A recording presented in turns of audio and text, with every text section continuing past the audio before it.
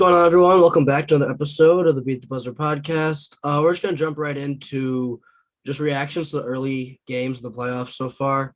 We'll go through each series. We're going to start with the Bulls and the Bucks, just kick it off with our favorite team and react to the game one. So, Graham, you can go ahead first, and I'll chime in afterwards. All right, so the Bulls lost 86-93. They started out the game down 9-0, and then my reaction was, this is a sweep. You texted me this was a sweep.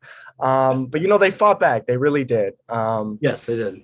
I think, Milwaukee is historically bad in the past 5 years in game one of the first series. I think they've lost 4 of their last 5. This was the game to steal. 93 points only for them. I mean, we just had guys shooting efficiently. I don't think that will happen again, but I don't think Milwaukee's going to shoot that bad again. Yeah. We were down 16, like 34-18 in the first quarter, and I was like, this just looks bad. And it is clear that Billy's has a very tight leash in the playoffs, and I like that because I was worried that he was going to get coach circles around by Budenholzer, who is a pretty good coach. Not great, but he's a good coach. But I think Billy won the coaching matchup easily in game one. I think I agree with that. Won that. Yeah. Vooch played well. He shot poorly, but so did the entire team. I'm not going to hold him against it because he played the best out of probably anyone that game. Shot the best of the big three. Kobe probably shot the best the whole game out of everyone on our team. He didn't shoot literally. We shot 32% from the field and 19 from 3, so nobody shot well. But right. But if we're not going to win the series. I think you and I both said this, but I think you and I both agree we can steal 1 or 2 games. Yeah, I think game one was a game to steal, but I also think you see positive signs, right? Their defense of holding them to 93 points. Yes, the Bucks shot poorly, but they didn't shoot terribly. They shot around 40. I think it was 40% for the game. Yeah, they shot 40% from the field, but 26% from 3, which is bad. But what was the field, overall it's not bad. And that's Giannis being honest too. He's and everything. If Giannis was also at the end of the game, that was an over the back call. Oh my God. 100% was over the back. Terrible. I'm posting a TikTok on that later. So we were up, but we were down by 1 point or 3 points at that point. That was an over the back call. That's Giannis' 6th foul. He's at the game. 2.5 minutes left to go. We have the ball going down. Did we challenge that or no? If we could, Billy should have. The other play Billy should have challenged was the Middleton charge. That was Zach's 4th. That was a bad call. That was a superstar call. 100%. Yeah, I think that Billy needs to use his challenges next game. If he's not going to use them at all, he's got to think of, okay, well, if I'm not going to use it later, use it now. I understand saving it, but I also your second best player's 4th foul. You gotta challenge that. Right. But 100%. Going into game 2, I would look at it like this. If we come out with the same defensive intensity plus adjustments and we shoot the ball better, we can stay in the game, in my opinion. Yeah. Maybe at the end of the game, we can steal it if we stay in. Caruso, by the way, was the MVP of game 1. He 100%. He didn't shoot well either. No. But he had 4 possessions in a row where he hit a 3, got a steal, and then drew a charge on Giannis, and then another foul. Yeah, and I think we got to run the offense through Vooch. Off that pick and roll, DeMar can take those shots, but also look for Vooch on the roll. You got to get him down. Got to get him paint touches. Get paint touches for him, and then let the defense collapse. If they're not going to double, let them go to work all day long because they don't want to double, right? You don't want to go off Zach or DeMar because that gives them open shots. And DeMar was mad at himself at the game. He said, "I'm not shooting to 25 ever again." And let's hope that's true. That's all we can do. All I want to say with Giannis, there were a couple times where he'd get the rebound, push it up the floor, and it would be like Bulls transition defense, and Levine would pick him up, which is fine. But you got to have one guy in the paint. He would see nobody's in the paint and just take off around Levine. Right. So we got to get guys back.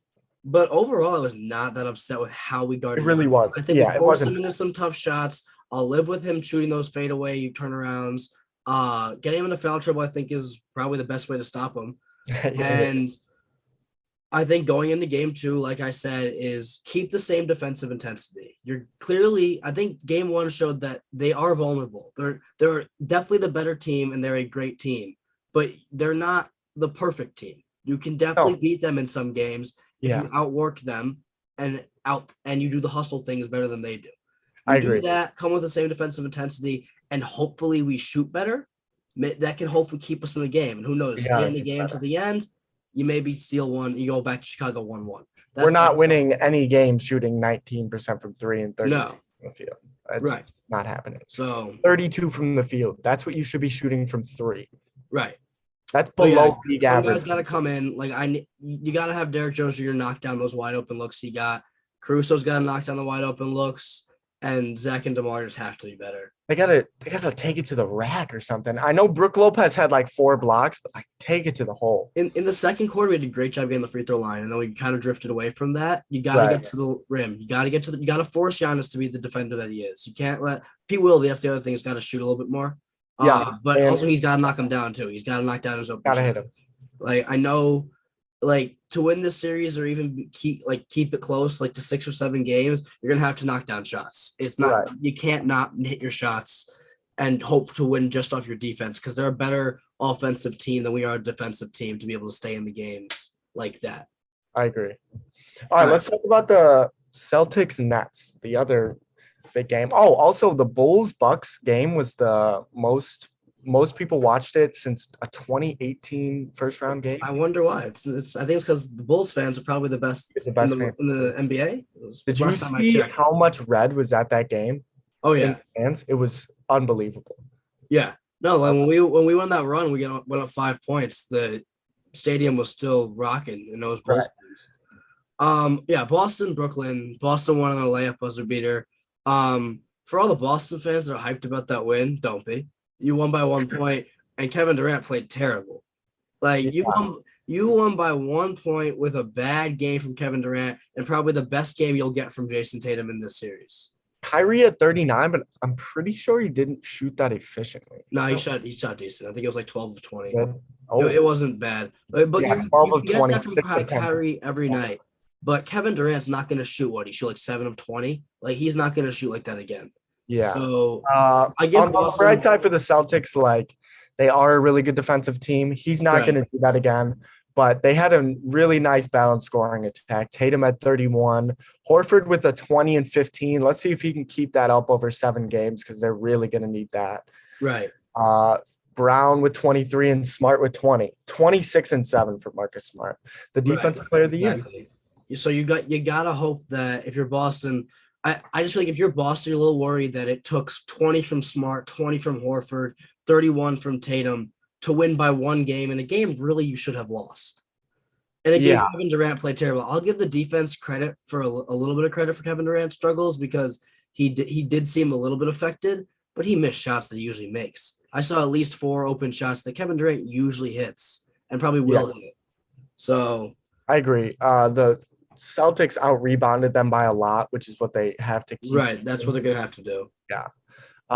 And I mean, Brooklyn shot it really well from the field. Just one person didn't, and that person happens to be the best player in the world. So get ready for game 2, Boston. I hope you lose. I think it goes 6 or 7 games, but this will definitely be a great series.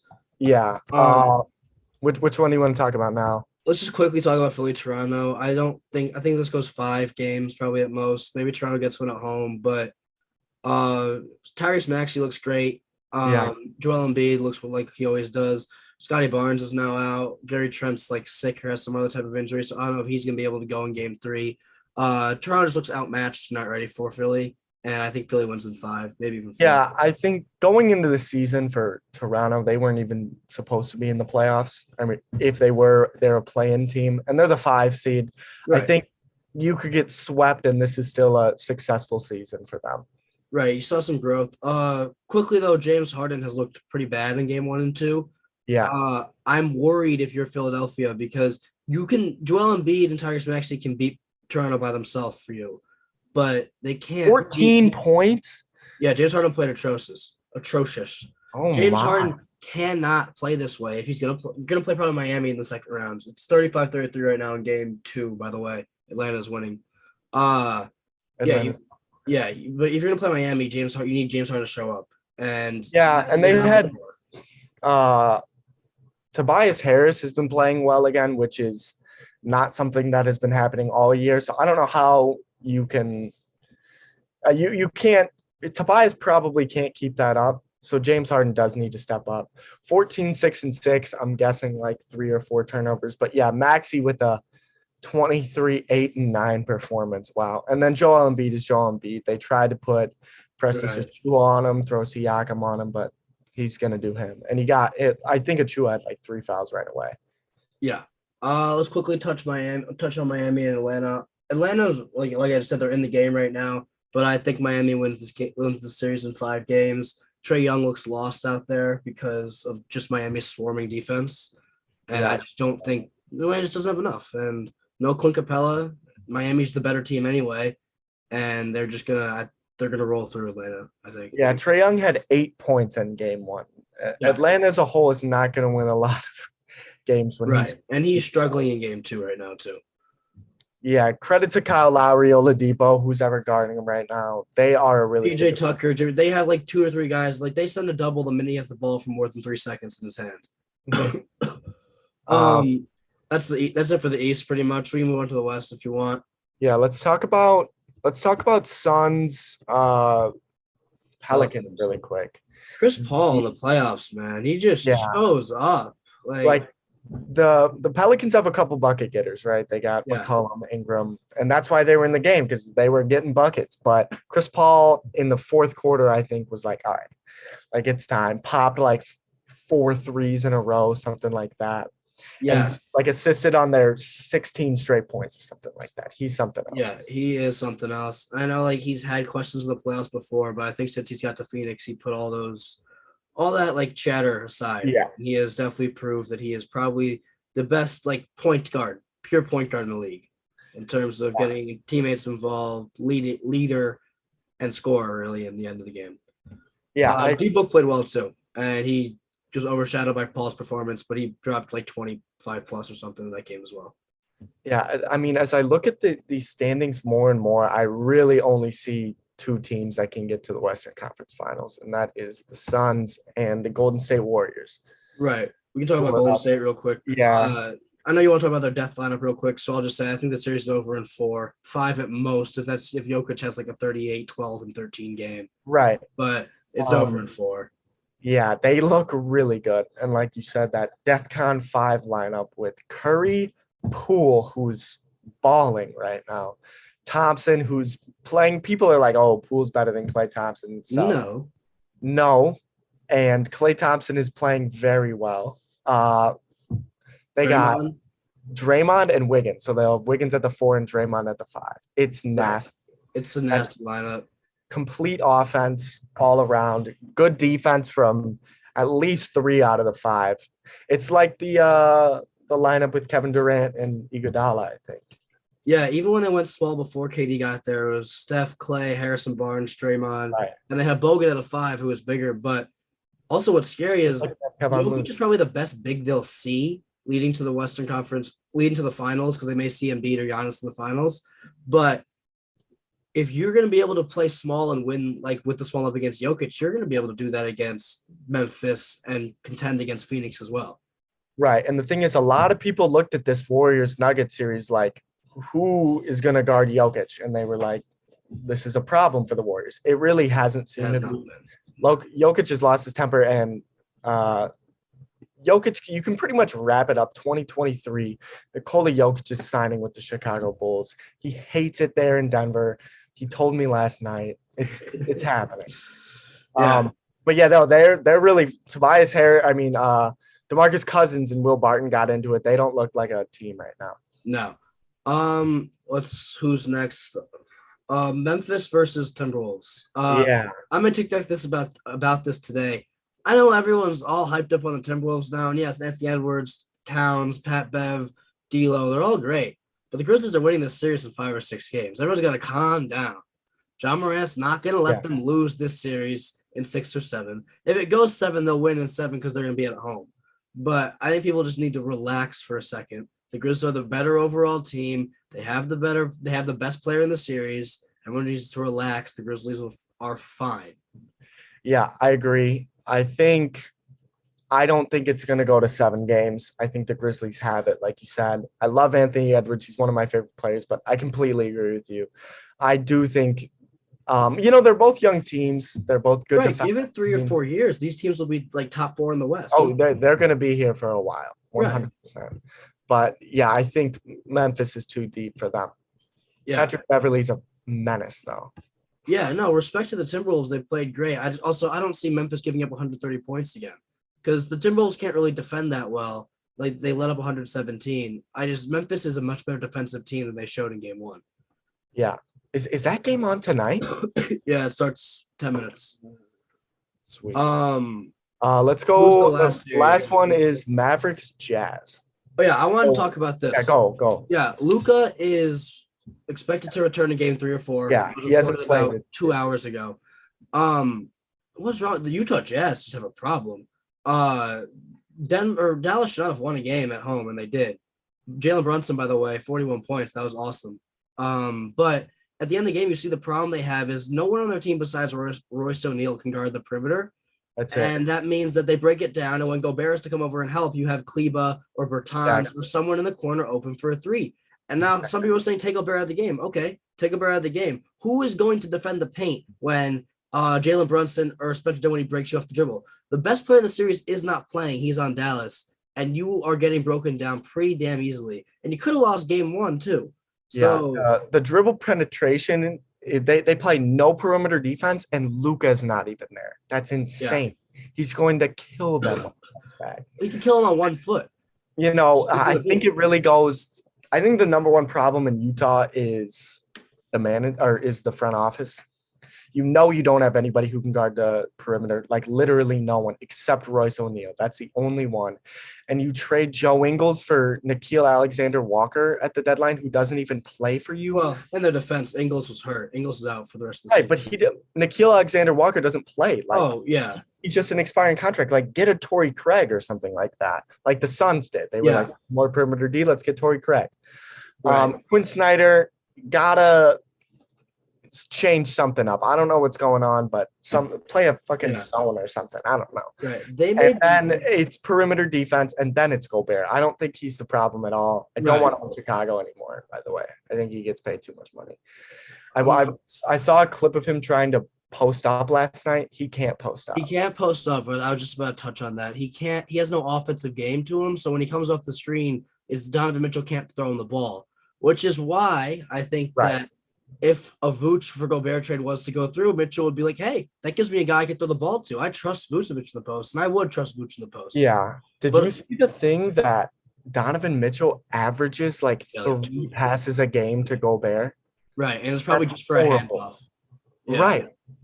The Jazz, we're going to talk about the Jazz a lot in the offseason because I think they're a team that's going to get blown up. Yeah. Especially if they lose in the first round. But a Gobert trade is interesting to think about who they move, when they move them, how they move them, whether through trades or free agency is going to be interesting. So that'll be a team to look out for. You gotta give some love to Dallas, though. You don't have Luka, Jalen Brunson, 41, just nasty, and Maxi Kleber hitting his shots. What, he hit 8 threes, 9 threes? Oh yeah, so he might have hit 10. He was out of his mind. And Reggie Bullock can shoot threes, and Spencer Dorian Finney-Smith can. Like they are. Luka comes back, it's a scary team. I'm telling you, when they play, scary team. If they win the series, I think Luka, if he definitely comes back in game 3, they will win the series. Golden State does not want to play them because Luka's the one guy that their defense will struggle to guard. Because you put Draymond on him, he'll see over Draymond and find the open guy. You put Poole or Clay on him, he's too big for them. He's too hard of a matchup to guard for anyone, but I think he gives Golden State a big matchup problem. All right. Stat check. Maxi Kleber did not hit 10 threes. No. He hit 8. He was 8 for 11. Yeah. No. Just quickly before we sign off, Bulls game tomorrow, game 2. All Bulls fans, watch the game. Watch Stacey and Adams broadcast, not the TNT broadcast. I could only get that on my stupid streaming. Yeah. Big game tomorrow. I'm excited. I hope we don't come out thinking that we're all that shit after being close in one game and not winning. I hope that we come out more angry and with more intensity than game 1. And better start and maybe win this game. That was the problem last game. I think it'll be another good game. I think. Yeah, that's all I can ask for. I'd love to steal one in Milwaukee to make the series even more interesting, just for me as a fan to watch. But close game, please. It's fun to watch. And shout out to Bulls fans. Keep up. All Bulls fans, let's keep it up. See Red. I'll see you guys next time.